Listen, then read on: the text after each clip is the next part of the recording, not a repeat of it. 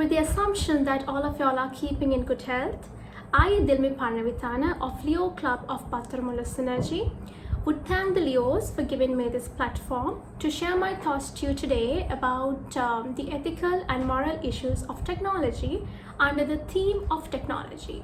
Right, to start off with, I'm not going to delve into too much as to what technology means, right? So the exact device that you're using right now to watch my discussion is a byproduct of technology, right? All of us use technology to enhance our daily routines. It can either be for medicinal purposes, it can be for learning, construction, and whatnot, right?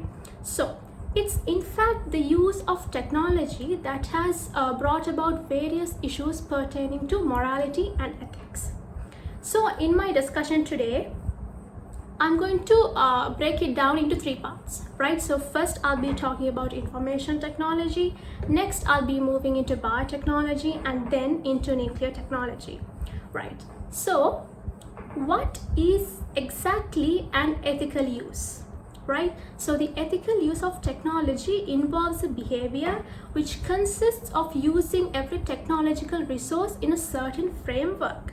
For the word of ethical to me, something which is honest, decent, and proper, right? So it can include ethical dilemmas, health issues, job displacement, and also gender issues. Ethical dilemma can also be called an ethical paradox or a moral dilemma. So these arise in situations, let's say for an instance, you take one right course of action, right? And that one right course of action which you take can negate the action of another, right? So if I'm to provide you some examples, right? So sharing of private information within an organization raises the question of if the action is moral or not. And we also find companies they can retrieve information using their computer programs and even to use the information for their own benefit, right? So it enables anyone to manipulate information within a short period of time. So in light of the law relating to Sri Lanka, right? Sri Lanka does not have any specific legislation on the protection of right to privacy. But however, there's nothing to feel disheartened about that, right? Because there lies certain legislative provisions that may be regarded as being relevant to the right of privacy in cyberspace.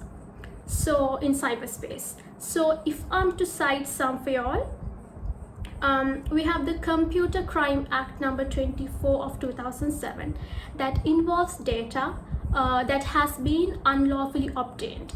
And also we have recent case law.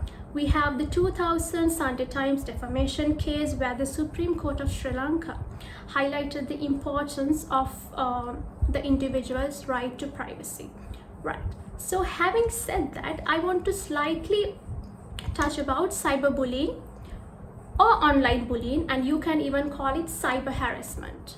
So what exactly is cyber harassment? We don't have to think too much about it, right? It's just a simple matter of you having to log into your Facebook account and maybe just go to some actors or actresses' Facebook profile and just click one picture and just try reading the comments, and then you'll understand as to how ethical people are being on social media, right? So if I'm to give you further examples, faking someone else's identity, sending hurtful messages, and using of abusive language, even where you can even blackmail people, doing stuff like that, so which is called extortion, right? So it's quite evident even you who's watching this video might have or can be a victim of cyberbullying. So what are the steps that you can take if you are a victim of cyberbullying?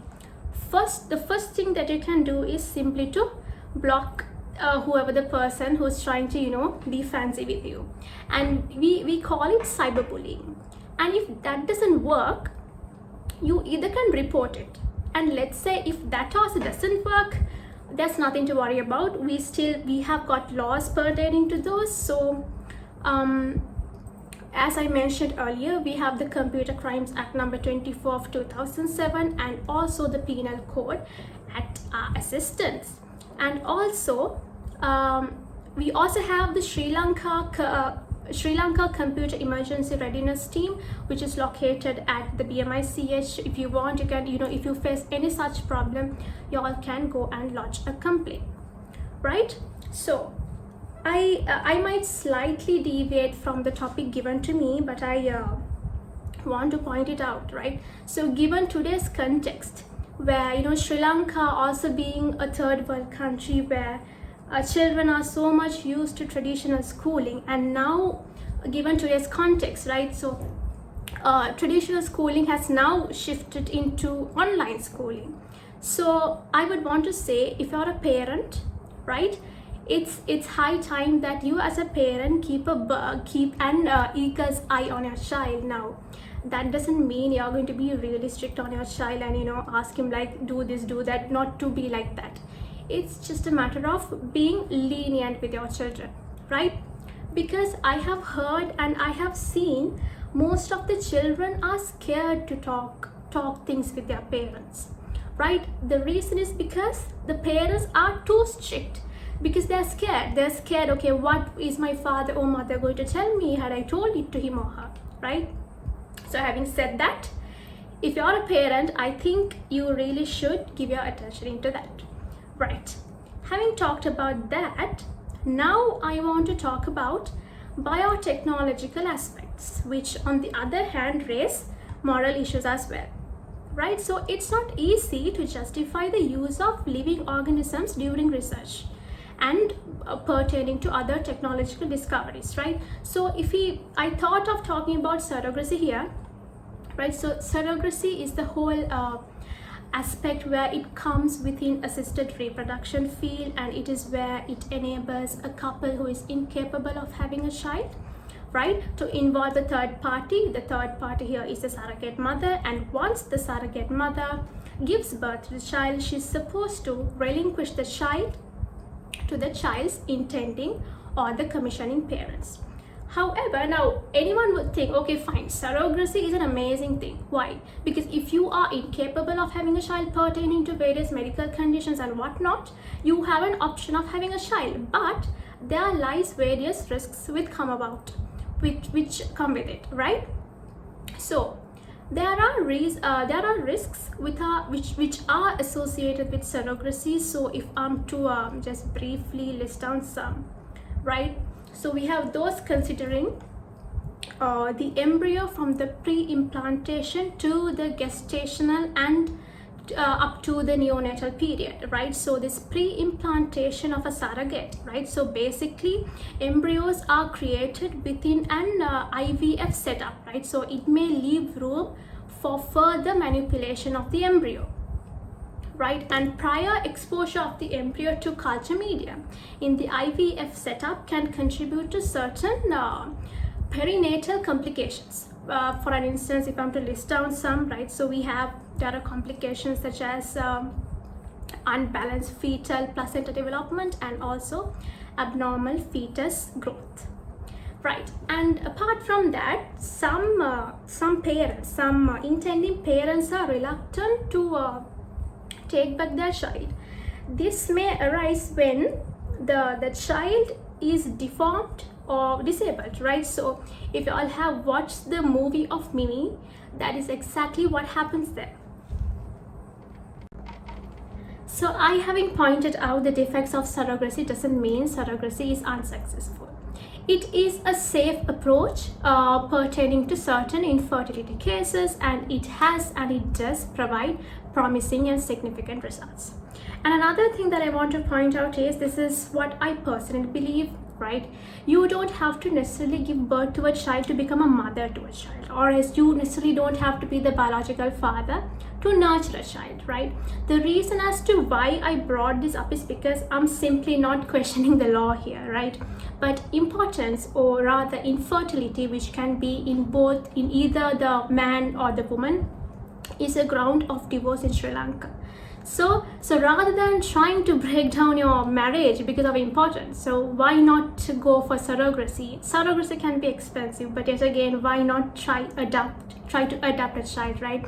So a little bit of humanity is never going to harm anyone. Having said that, the last thing which I want to talk about is nuclear technology, right? So it has the potential of harming people's lives and also destroy the environment.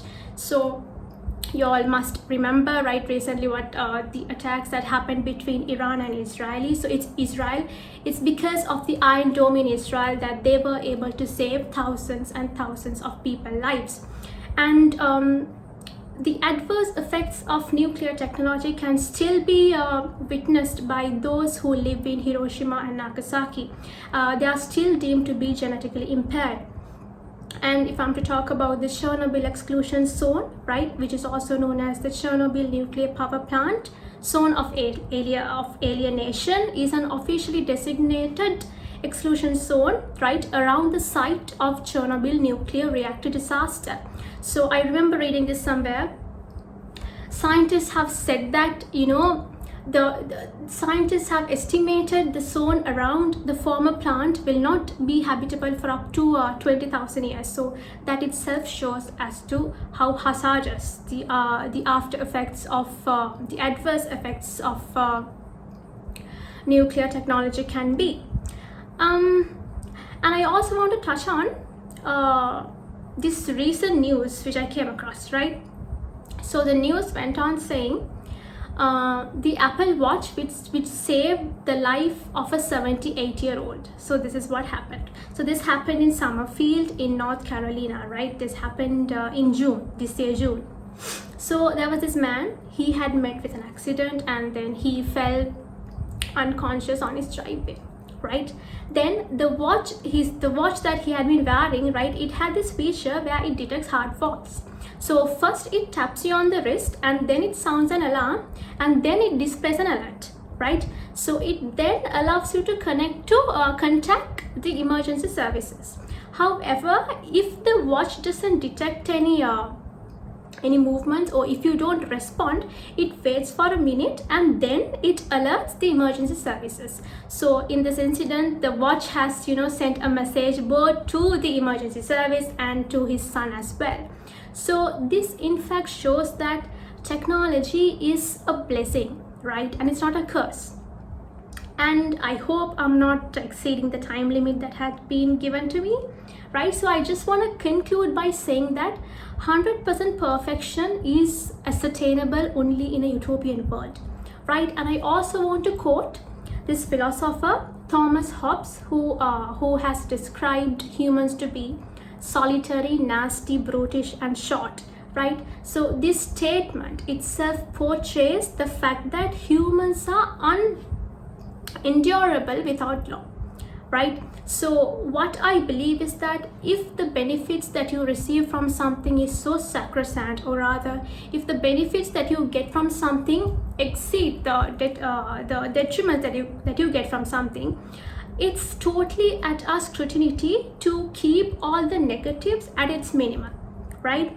And last but not the least, I'm not a professional speaker, right? But I reckon that y'all were able to derive something versatile from my discussion. So thank you so much for watching.